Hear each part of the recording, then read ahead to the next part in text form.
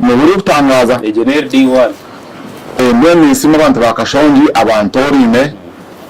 nisima abantu bakiruhura abanshabiye hazi itabembe tutangaza mushanga utakundera karukunga no nshabe ujana support mpango murembara kandi ntera abantu bakashonji mune mbabazi zazo mbabazi ezo kandi ni nkursia our president okorera kurunji nawe byo kwa gatano nkursia our right honorable speaker Jacob Obos tukamtorun percentage utangaza twatorna na deputy speaker wa parliament right honorable Thomas Tayebwa kandi nkursia members of parliament bona abihanga abakwatire NRM ibendera yabo bakarahizwa hatu ya all members of parliament umutongore imyaka 5 n'itatu tijumunga tokubasa kudira utakuchiceza naende shara hatu ninkumwana waba umwana yaba yaziwe tokamungara munda era umuchicire umukuza kure utakumengo muziwe buri tokuchenga so abantu ambira numba simba kandi sanje kinangu chikora mu entungo ya kashonji kadanga nkwatireho kuna nagara kansa abantu bakashonji abo kuba kashonji like any other constituency abantu marugum kalu barwa alimtum ngo tuyunto yanara nibura bamse haba nong bawa mutuma so nura mutwabaga kansa amugwa byona tukakora hamwe kubona entungo kanka ya kashonji ole oya hagati kuka parliamentary appointments committee bibiri buwamara w'intebejeriye Entebejo first of all kama nsime our president wa Ndorine Moreba appointments committee ya parliament nakachiko kama mchiko obukuru intakateka waretkara mushara kungan karunji akwa niko kamwe arecho rumje kitaro kase niko konka akaronzo kandi ubundi bushiko bundi members are filling the forms umugitwa karonda twatankanda no gukora tukatankana no kwa appoint ba ministers ba na government ya NRM abaronzo our president 7 twa vetting na deputy chief justice so nakachiro karunji kandi nsime mbabazi kurango bakantekaho nimba myango bakantero na manyango na nisiga matera abakajiro abo kuba washanga bakuteka kachiga ko tashaba ujwe twakashabrako no we are just appointed by the appointing authority so nyuna wanemba wazi kurango bakakantekaho kanza ko mugwa twirwe umuringanza namazima namwe mishasha na ba members na ministers abaronzere abatakara hizibu because twashanga umpapara zabo harimo kubarabara first of all tokwasa kuba minister w'iyanga on dual citizenship for Uganda for Rwanda for Denmark for America hati we bakurundenka so ahabwensho ngezo twashanga members abamwe ministers designated bino kutuza bamanga gandi twaje ahaho habo kuchondezwa munonga report yakorwa njo kurebera abamota twakarahizwa n'icyaha kugira ngo baza kukorera ngo bashanga ngo ibikwete ngo bishirizibwe nje kugira kubarahiza bashanga bitakushirizwa the appointing authority our president and the right koso ushozo bayo constitution ya Uganda akampointinga abandi ukashanga yateka huyu ninga nyowe ninga n'abandi cyo kwari yacurura chikore Ranashirize. Yes. Honorable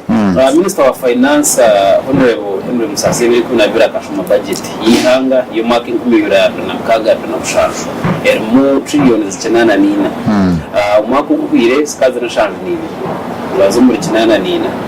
Icyo nicoreka ki ahantunguka twaza kuruga national level abantu basoro tukabarwa tukagira ngo tuze kurebera yishizira kashonyi nangwa turura ingeno. Twatimate muhumuye cyukatejo neza kukorora umuntu wachitamo Ninteka first of all kama ndumujote my brother Honorable Musasizi Henry. He was my chairperson of finance in the 10th parliament. 11th parliament our president yamuha wa minister of state now the 12th parliament yamuha promotion yamuha wa full cabinet minister wa finance so and I'm very confident in manya n'umukozi murungi ya atuye budget yijo ya yihangana Uganda kandi izo sente 84 trillion of course nizijando mitongo bitakushana toza kureba government departments and agencies ministry yayo departments binazayo na agencies za government zinazazo kungushanga umuntu wakashonje ukishaza ukomeza kuganyomo icyo kureberaho wareba nka sente zatiwe ku mashamero about 6.6 trillion at the national level mushangangu za national level za districts churura oineho zayo kapere byongwe neho zayo kasese neho zayo ombebwege nini nyungu kitabo ngomurka kashani kishaza izayo nzizira ariyeshi icyo kureberaho umusente ezo as education sector 6.6 trillion harimo baza ko nimshare abashomesa aba primary nangu naba secondary aba arts hata government bayo inshako ichikin nchirwanza ngushireho but finally our government insima ikawurukushaba kwa bashomesa yena nabo cyo kuri abongeraho batakajya mu bakunda science zonga akoko shanga muntu washomesa sciences na rero ngokutangaza ushanga wa arts akaza mu university nkabandi yazimu college nkabandi hata shanga mu budget yatunga ukonde wa mshara wa arts yasugwaho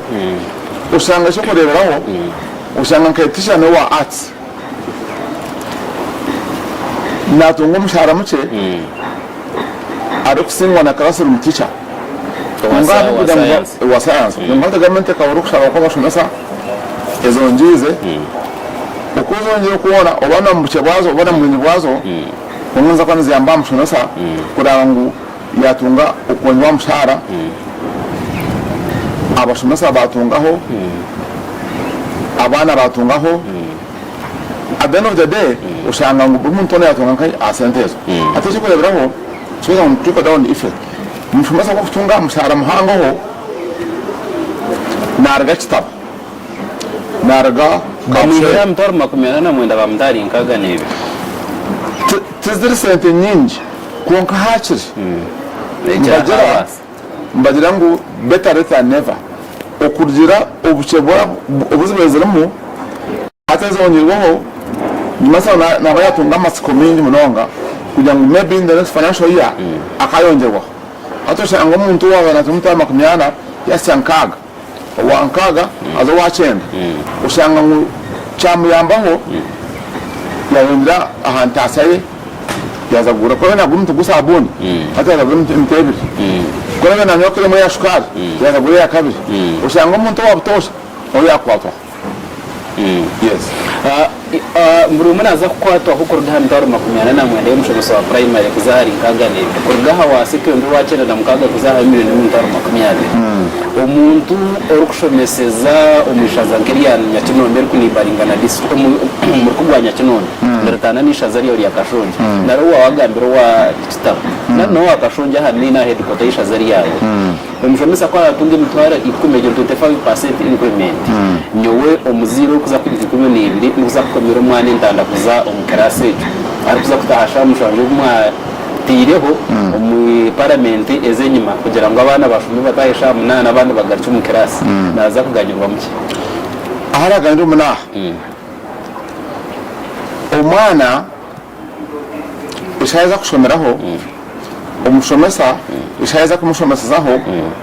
na numuzire ibyo kuza kora itenga konderwaho kweba umwana we na ganirwamo umuringo icyo kureberaho umwana korore na commentanda take for instance naza na commentanda kungushanga intanda iba mukomera yaje chamshana usanga ngo uburi wa chamshana kuka yatunga cyo kurya nyuma naza kwa naza kuba yatunga amagara mawunye mushomaje atinejara ikisako basika kubaho yabatondezi akasenta ako ningashi atatunga ntana nini ngwentana ya muhera iyajana nayo akare chamshana shaza chamshana taratunga turo tara mo yaje bazomana yaba neza takashoma usanga mukorasa na kunjira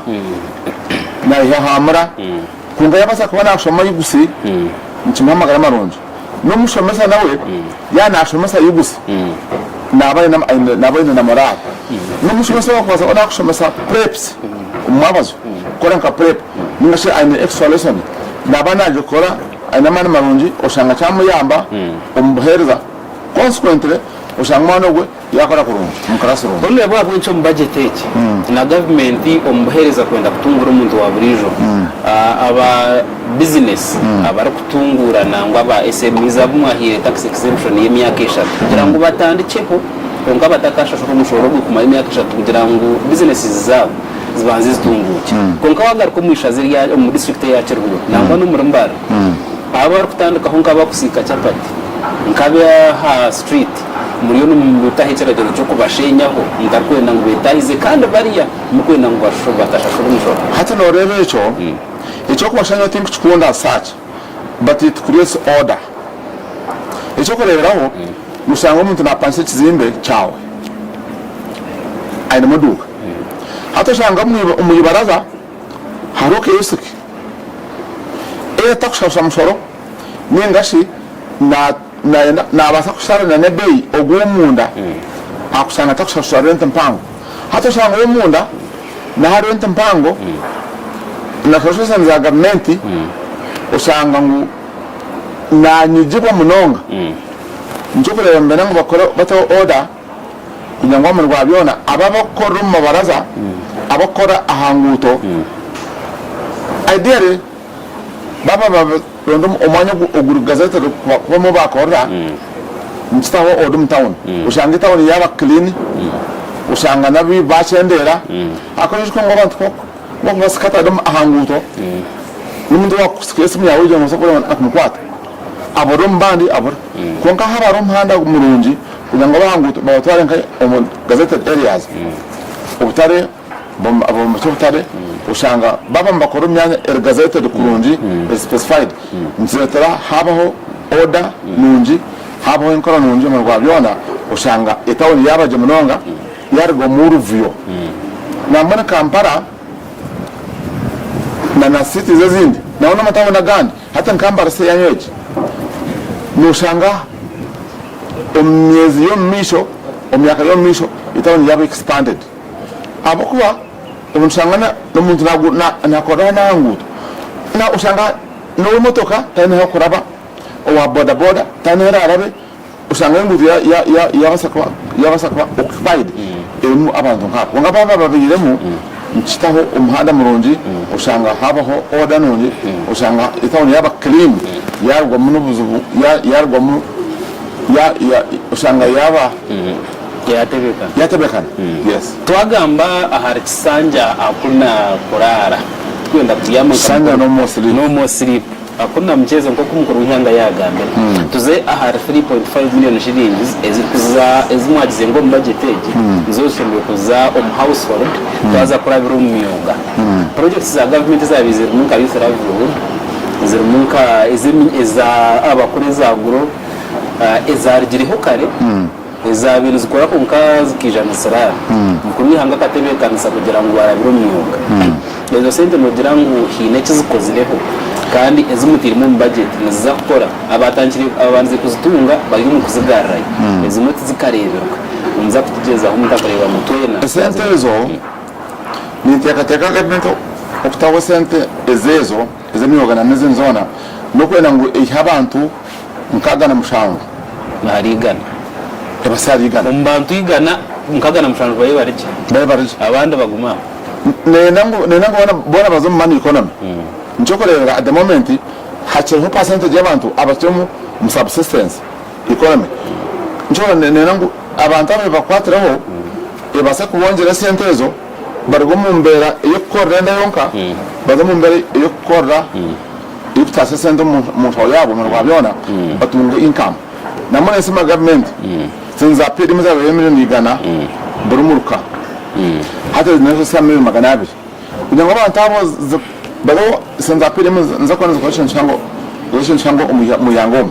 njore abantu babutosha ona to million emwe agenda gura ubuntu ubukwe basiza agura kwembuzi agura kwempunu agura kwenkoko uko nakuza kuza mu rosanta akoroka rosanta hatabaza kuzisa miliyoni magana abiri usanga umuntu yabasa kuja kongerwaho umukwera kongerwaho kimuretse yayongera hantasa mukongera ntasa umwana basa kushoma kurunje umuntu we nashomesa usanga mbaga ngomwana school fees imtware ebiri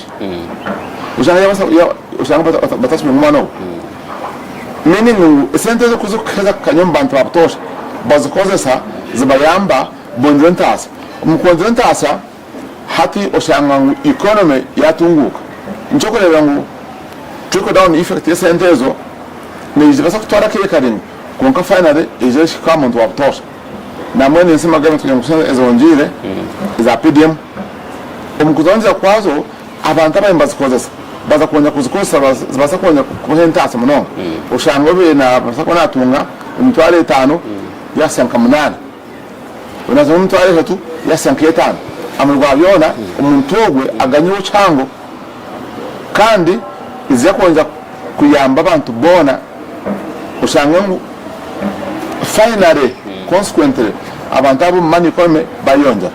rero nicereza ngo riyo mwe umbantu nubwo no hagera rwansiriza ko nkaba kwasa ko ari bicereza federalism government zibyanga kushanga nkakiruhura kugira ngo nabarisa projects z'icyo bikazi neza barisa umurushenyi hariyo factory y'ibitoki kandi yinkuteka ngo nojimaya na marathon iba kuza kombe kasanga umwishaza ari yari yagafunje mu rukitura ari umushija w'umuhingi kandi ayine ni ka factory y'umwanya na moto takumanya ni manya tikwenda kumutera karanda district ya Kiruhura waraka kaguta road rukwija haroho ishomero area science and technology bwenche n'umukiriza government imankabe imbeze kumanetanda ka project sensia ikanga kusupportinga ziriye zabire hata noreba ukutandika wensa te kwanga nkuru hano nazo zikanga gukora iki tushebe kwantu te kwanga nkuru netandika wensa kandi kumane supplementing ngameze nkuru kugira ngo abantu babyona abantu bona bako hata yawe tanche wensa abana first of all batunga mirimo 2 instructors batunga mirimo 3 abara traininga babaho ubukugu mu gukora byabo usanga abantu bo bicwekecho baganyoma nabakore badahiri icwekecho baganyoma usanga ngo economy yayonja kutasa icyo kurebera nuko mbere polenga abantu makumyabiri babaha imishahara imishahara ejo echeza kubahebwa ekora family zabo aba basaparenga institutions zezo batunga sente usanga ngo sente zarga amuntu wabutosha zaza muntu wa hansi ubu zaza muntu wa hansi aba yachiganywa dena nazo zwagameze nyimezo nazo nziyambaho akako nyamaze yakwe nziyambaho abantu bakwembasaka amahera batunga buhereza mbaba yambaho batawensa zukora bakwatarana neza ngo mugabyona bona bimusambona budget ya Minister Henry Musasi yashomere mukaroketinga trillions 8 na billions mushanu zuri kuzaha transport sector aha buntu no shemerwa umwire bwo mushana kutambura umucucu kurgaha junction no kuzarhumba okarga censha makaza kazo umucucu group kutera umwire bwo mushana hakigwenjura okicereza bwaka kutambura haruguto ndorumwe ombyondo hatu wagameshe chamana ikintu cy'embuto kandi maraka sonje yinkwe umushana abantu numbateza katucuna n'ikintu umuntu urambateze condo na n'ibintu hatashin cy'embuto aho nishin ncokorera government itiresenza nyingi omubyenguto kugira ngo enguto zonje kukorwa munonga nambo yenu ninteka ngo mu kisanje kindu mu parliamentation odangara muwezo wanje nina nyamba ntambara nyakashonje akatushine nguto mbunonga tununguto mbonera garhumba eza kashonje eza kashwa that has been a national road for years. It has been a presidential pledge ngutungetama kumbe chumbi turi budget age eje eshumurwije kungani inteka tegara gambo ko mu kamera abantu bakashonje bahurire mu turi mu budget bagomba mu bakashonje kungani mba hamsiriza ngo musange cyo myaka itanu eshi rawana sujure mbabaza ndije ko ni inteka tengo rugutowe bado buraza mu parliament ugutowe kana tanje ku planning ramo umtenth parliament nganda tune some approvals chabaho na rubon parliament kungo cyo muri shambe munonga esanje cyachwire ibetar budget kungani shabangura nga kwatreho ukwashanga mpora kandi kuntu kumwese gango nompuzo wanje umukisanje iki turumva ateka kashonje mu budget twafunga koransi ya rubumba kashonji kasha urguto ruba rukozwe ndotamba abantu bakashonji n'abantu bacurura n'abantu bibanda n'abantu ba nebe ndisungwa twatunga connectivity mbango rwakotana rwambara rwakotana n'urwakazo amugabira connectivity ya mpango abantu bari mu byondo bari mu cucu batunga urguto rundi urayongere ntasa urayongere ubwiga umuntu bacurura uba rukozwe. First of all, abantu entambara nechendera kusinziyadera churwa nihanga moba hinja na barisa abarisa ne babatunga urguto twara bintu byabo umukatari abahinji babatunga urguto rundi twara bintu byabo umukatari entambara yonka nija ko yachendera because when the road is walked on emotoka nazikanya zishakanya entambara ishara umuksharuka umuntu wabutosha acho umucanga nabo ejo ninterembranga government ya NRM endo kusavinga endo kuna nguruguto turebenka priority abokwa it is one of the shortest roads but it is only 33 kilometers ndaka gutokache kuonka mketenga bora mkishakako wagera nguruguto rukuba kwiza korwa umuntu wakashonyi umuntu w'umukayanja nangwa n'umuntu watikatsi basa kumankwira kutwara ebyo bushobozi bye omukatari right government yo kwebembera turizaharira ngo rwihanga tugari cyaka cy'urwo akatare kanya kashara kakarga akatare kakashongi karga aku kirhura district rukurayinga hu munonga kacenshama ne kagabana na kazu na mbara aku kirhura district shemekwane koza kandi iyo nakazo zikabagana na district y'ibanda na Kamwenje ahabunci ahabantu bashimye kubana batungera okubararaje kugira ngo ari abayine kirozi magana biri zo mwani yaziha umucwe rw'emamba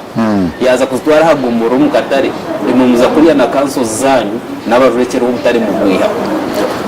okuyo ubutari n'inshonga mpango no icereza ngo akakashonje mukakiyaho tinye konka bakiro mbiya kabuzo konka tkaro mbiya kabuzwa because we must account for our people akatare kurgaho nichikosa abantu babutosha umuntu azakoza cyenshama asagaho yakwe na guruzo mu mbugaho akatunga ntasa iye kandi akacendereza wachi entambra namwe nitayata nko mu Sandom nitakuja gukora na leadership ya district na yagomba yakashonji nkishaza kurango twa reviving akatare akashonji akabire kana myaka nuka zakukora cyanga karo kongo kwihwaho it was really not right namwe nitayata nko yakatare akashonji nesho ngampango ikweta kurebwamo kurango twa reviving kankai ahamanya gwako because itakaga metro rwako itakarishiro ungakatare kwihwaho mente kateka ambi ya some few individuals abakona their own benefits kanto abasaba mbezi ba government tumukantu kora abantu omburinganza no mazima njo kureba this sanja no more sleep sanja no more okongora kugira ngo abantu bamwe ba benefiting on top of the others it is not right. Sente zirikungana billions 15 na milioni 10 biliyoni 15 ezatirwa miza gakorwa kacera gakorwa ryantone ko kuzacirukura na sente zo kwika biliyoni 200 zagaga akagera gakorwa mbarara kuza district says no kimanya ngo ukirhureriye mwe omukato corridor districts kandi ziri kuterwa umushana munonga ebidamu byabire biruho ebiba kujya ngo bikatimbwa obwiro bwa murumba buri bw'inyuma ebwashangireho nkarwabyemano nka ahakirufo cyakiruhura nkarugongi birinke birenko emwe tyakiro amiza gabene gijo mu kashongi tugamanya kuturaheze tuhura government yone kora pipe says amasiko gomuntu wakirhura umuntu wa wenshanda aha kutunga mizi marongi garinga abantu ba kirhura nka district ni nakaba masiko nakashongermo but though ijo mu parliament this last week we approved some loan kwehora kuza gukora amiziga irrigation solar powered it's a beneficiary because that loan is going to cover this is igana na mshanga natural meaning unzakon amiza go gira gaba gira aga irrigation aga solar power gira kwanga yamba bashinji abo kwachurura nke ihanga rimwe erukuterwa umushana kandi katokodo kandi rumu bwinzi no burisa amiza kwanga tambe namuni ntatengwa miza gaba gakozwe ngira kuongera abihingwa ngira kuongera ahantasa because washanga ngo omwane obwiro abandi bomwana gomere meaning haba hakozwa mizago akumana it's a major cash crop kwenda kurangu yakorwaho munonga mukutaza abantu ba Uganda n'abantu ba Kashongi n'abantu ba Kiruhura meaning ngo haba hakozwa mizago gakongera umukufure misiri y'abantu njako cyatamba abantu ba Kashongi n'abantu ba Kiruhura n'abantu ba Uganda and all those 127 districts kurangu cyayongera umuhingi na n'umburisa bamwe rwabyona abantu batunga ntasi kilometers ni nje kuruga ahacayi cha Entebbe kuija omu district ya Kiruhura emphasis tutaha irindoro y'Enyamishwa ya Ekumuro National Park tukatungura tuta eburamuzi omu region zitu obo tukoreba abantu bari barwana n'Enyamishwa keziri mu park ya Kanyarira. First of all Enyamishwa mission chang kandi kongera intasa intasa tourism sector ni chang one government no rangu ya infrastructure omyanyejo yaza rangu ya kore mhanda iyo kubane kore connectivity na nemyanyejo mu amarindro nimasa ngo umuntu akwasa kona azakwira kuramba y'Enyamishwezo yatunga mhanda murunji tu kurango cyabasa government yataho umuhanda umugundi ukurinda abantu abajetori nicyo kureba ngo haba biro umuhanda kurango irindwe byakoma kurango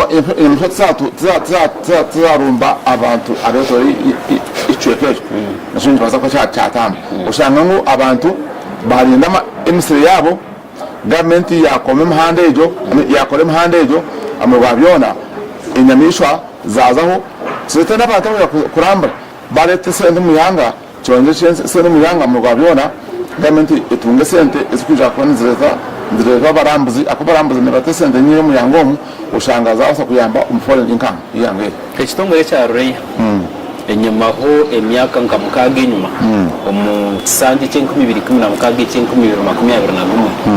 bakabine station omwishazi ryakazi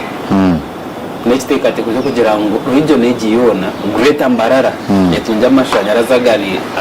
agaruho agatara kukira kugenda kunga no shango mukabirwana sa ekitengo kikakiri cyo kugira ngo babatera karuru ebintu ebyo mu hama amubiteho mu koronda karuru kumurari cyo bigende mbereze kwa bawe nashanga tine kikonde cyemerire ababitiro station naho nanahi bayobombekere ari abantu demba hagombora tabakiroho mukamugenderire iki no first of all project ejeje ekahwa that phase was phase number 1 kandi hati talked about hizo tuya bakam kwa maze phase ya kwa kora bagenda nka contractor bagenda meaning haba haje kuba phase ndijo the contractor they are setting system z'amu amanyo ko n'abahirwe kuranga abantu batunga kuheza umyanya ndijo yaciye birarukora kikashira ubiro kikashira abo kuba first phase kashoni kiraza eketa katunga bado kashoni before eketa katunga kama kwa mashanyarazi umtama yanyo kubanza kashoni kishaza ndagatase almost in the whole constituency with some few areas ega begatakashira nintero muranga ngo umukisanje iki tugase umyanya ega begatakashira kunka in general terms kashonji yakatunga mashanyarazi mushadrona now ahita begatakashire urontuja kwasa gaseho umfeze ndijo kurangu gaka umyanya ega begataka echo kureberaho atenga kapswele ngumurka gadi kunga in key areas key places nkechikoni tugariyo nkabembogo tugariyo nangona hegari ushanga hineki ki infrastructures ezigatama nura ntwate kamani kurangu gako mashomero gako maramzo gaka health centers kurangu abantu babasaga kozesa kandi gaba hereza burungi gaya nentasa umuntu atosha bishumwana mwemere nyuma ya mukuru ihanga mukagera ngo ikintu kisanja no sleep no more sleep numbani mwanyisa ki ekisanje no more sleep meaning mutaramu kugojeja abantu ogojejera in a sense ngo bingi umuce baze gukora umukora biye munano takwena bado okudangu no more sleep no more congo abakongo zine bingi no more corruption nendwara itayiro mizi y'abantu yataha system y'abantu umuntu areba ngo sente za gavumenti nazo kuri waburi kandi ikintu cyo kigwire njo kurebera umukisange iki abarebenguze bakoma kacuro atako nakora berebere namwe nijo nkatungaho information ngo abakozi ba gavumenti in some areas bakorusha ngo harimo batakora kungo ni notero muranga abantu bakashonje abakundeba ninga bampolisi ngunya nankoraga na leaders bakashonje bona kuranga government programs za bona stambra kurungi ukweza bakombantu umbantu bitu kurantaba mukweto ombita ko ari mushaho abena akora kuranga abantu batungo buhereza kora bari mujanjabi ahirwaro kora bari wagukacha kora bari wogombora kora bari parish chief kuranga abantu barabatunga obuhereza burungi tuyisha enguzi ombantu babutosha akwenguzi neshishin changu ushanga abantu bazomwe basarara ubutahasente tiyakora no we must fight corruption from every corner banyuma yo kurahiza urukoza kuba nayo mbere kukisi shengero ryihanga batona level Jacob both for both akagamba bintu nka bitanu 7 points hari agenda ye yagamba zero tolerance to corruption kagira ngo ndakweba uwenana abanyishengero uburwenguzi no bushomanguzi bwamarwa umurtura tukaburebe ngo atwaze mu district ya Rwanda bakabakwata aha umurka mwenge Christmas yahwire cyangwa muri C5 bakagira yatashemerirwe umurimo toma arahabu bakwasire konka rankings nizoreka mu Kampala district nebe mbere kuratirwa kiso okuguza emirimo umuroko government okutwara sente za government zikaba accounted narisi kaza mu project yose mikono zikorwa muzakureba mutangu corruption n'ibyo tumwaji mara kabanyishenya. First of all washanga uri mwembezi w'abantu kano yangenguzi nukureba ngo abantu abakoraga no bona nsa wabatamwe umutima ubwo kundi yanga yabo umbango bwanje ni nyangishintu cyenguzi ni nchanga kandi zakuchirwansa kora ngusharira kuchabenja nako mu kashonje nchija kufera oyo natatera ngo nakikunda ninga kino mu mutima gwe acheta aciye mukare because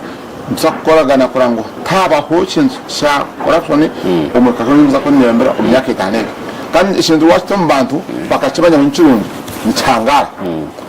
konga wacu kwata mpora ushanga umuntu waza mutera stamp nakwetenge sente kwera kujura mbuzi nakwetenge sente biyaza kutunga contract na itenga apana twawansenguzi kurangwa abantu bakora imirimo yabo muga yabo umurenganza bwabo rwabyona abantu bana bashimwe mu government ya NRM mu manywe mu zitekwite ngo kubaho akoko kubaho usanga baza gukora umuhanda nayiteye nguzi,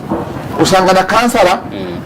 nayiteye nguzi, usanga na parish chief yaza kusanya license za PDM. Hapana, we must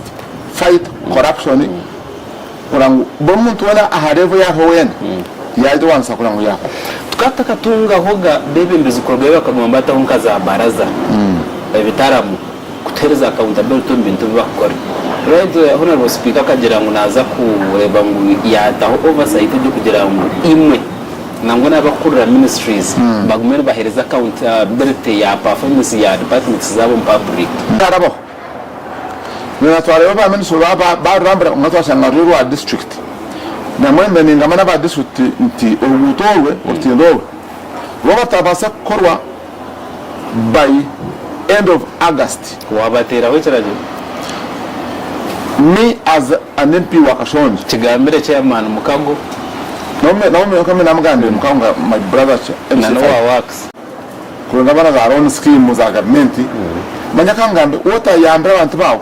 ndobora wabayamba because it okaba imbezi bitu babantu njita abantu obore kunobasa namwe sima university ya Bishop Swas University campus za itana z'abana bakashonje zona zahwire tukusti zikama ngazaga bakare nabo nabana abarazeho nsinga kugira kubahe barha bakastanga na university bakashobora kusha imyaka itatu umusanye kanjeje niza ko ndeba ngo nataho umuhanda kuna nakoraga na university b'umuntu babasa kunyongera abana aba beneficial kurango cyangwa namba nango bakabana kiku kandi cya kabiri nura na nyambo n'abandi bana akora kuza aron scheme ya government ngo nshaka gutera umuhanda twatsa umuhanda manya na yino competition nkatenga ukavakora umutebekaze icyo cyanyecyo ndamye ngo umbrigana ndi about 3 months hadma atmoze ndo gamagwata meaning mbere irasagaho nabasa kugura kansaba Nyakashonje nkata mu nchiko ngaba meetinga ngaba reconcilinga ngamitinga leaders nimona take up personally enda koro isha Nyakashonje niye byonga n'ibindi mbirigana bishoboza kumaraho ryari enganda n'amadino mwishaza amadini n'enganda by the way tibiri as it's not a major challenge kunga abantu mukubegesa omukuba kansoringa abantu mbambare banguriyare nonda kuranguya mu inshobezo inshobezo enganda tizeze zamani kunga abakosa ko baze mto yabo nje bonto gamana mpora kwa kurangu baza mushinga cyo baza gukora nk'umubona mugabyona babe abamazima batino kweto ombitira umudini n'engandezo bari munonga tukubasa kutandika 2013 warahire kutwara obuturutera kaburi kumibirashaka na bumwe tukabiganira mushahe mu byo kuzakora mu byona byabo ngenda kusima ahabwa kire ngenda kusima wo kuteka te konka tayari west mukija tuganiraho ando kutematema omur budget yihanga tukatematema mu byo kwenda gukora yihanga na nemyoga yo mwebembezi omushitekaje tabatu ne honorable tumuramye genensio akabarho mu parliament y10 kandi ekisanze cyakoze y10 na nemwe abantu bakashonje bajangu banzo zarwa rutoyebe noniro wagire konka ko mutembuzi y10 nibibagaruka bamukereza mbamgarukaho bamuhereza karu kugira ngo aza hasi ya regiwe mpaka 2025 twaganira bingi iwabo noreba no wasa kuba batigame aba bari aha www.tayarnews.com maforum kiganire iki aba batara batugaho ati nabasa kuza ha YouTube channel yemwe ya Tayari West TV oyiheyo link ejo ogisharinge kandi ogumeno reba nabakuza ha social zitu zona na TikTok na X videos zibazorho na nobuce kugira ngo butambuze kandi yoreve ebya umunyishengero wawe ariyo nakora ndenda kusima kandi ko kubora company utari kubasa kukambara nkezo kwashitama eka ya Crescent Hotel mugoro Dino Studios naho nabo basa kwikaho basharinge n'abanyuganda asha 5 aro program nashama kurgitwa hano hari asha mukaga mushanju aramakuru gamushanju aharshaha ibizo mwabaziyo ariho amakuru agenshonga na program zizindi hagataho zigenda zibaho nakayibwa mwite Tayari West mankohereza nabanje cyo bukato nabo nakora naberizo bamukoreba namutarukoreba katubendeze izo barura